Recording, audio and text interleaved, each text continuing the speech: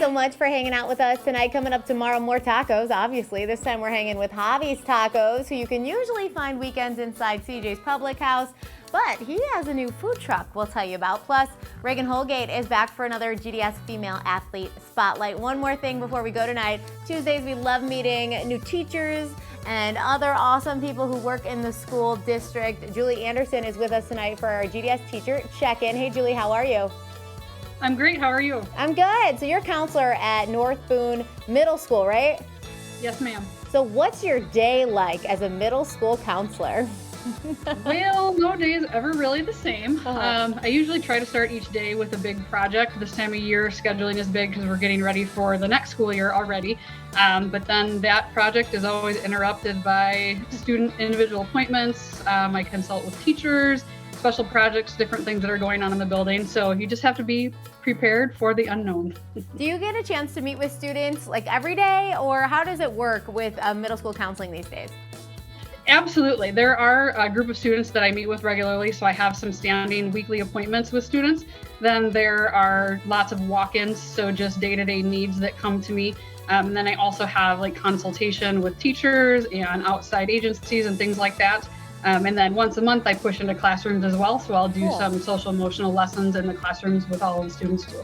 That is my favorite thing to hear. I feel like I know a little bit of the answer to this one, but I'm going to have you answer it. How do you think the role of a counselor has changed since, you or I was in school till now?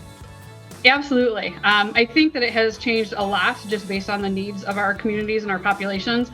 And even nowadays, different communities have different needs. So it's a blessing to be able to walk in and just kind of see where your kids are at and meet the needs of that building.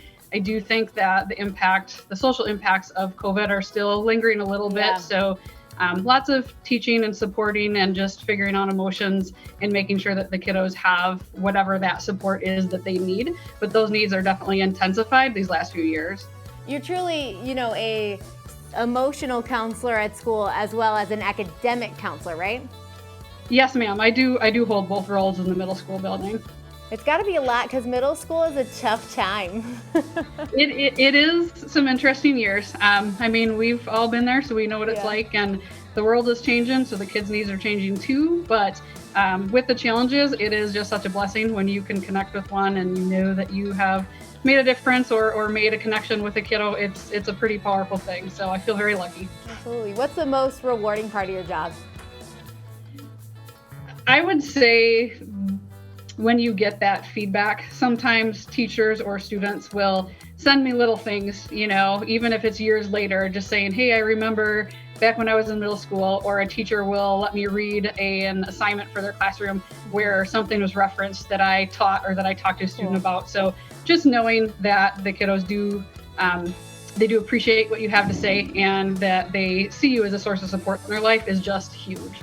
Worth more than any paycheck. How did you end up being a middle school counselor?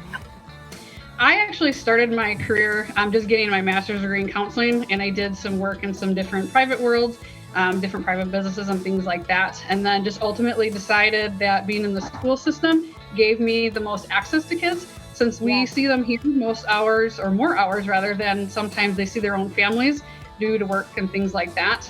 It just gives me the most access so that I can do that early intervention and support them, with their school lives as well as whatever might be going on when they go home. Are you counting down the days till this school year's over?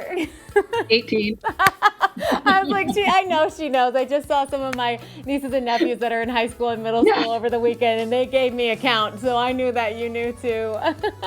We just need some of that sunshine. Yeah, thank you so much, Julie, for spending some time with us tonight.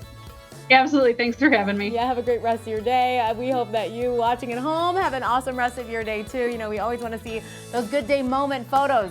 Send them to us. We'll feature them on the show. You can send them to us on Facebook or email gds@fox39.com. We'll see you tomorrow.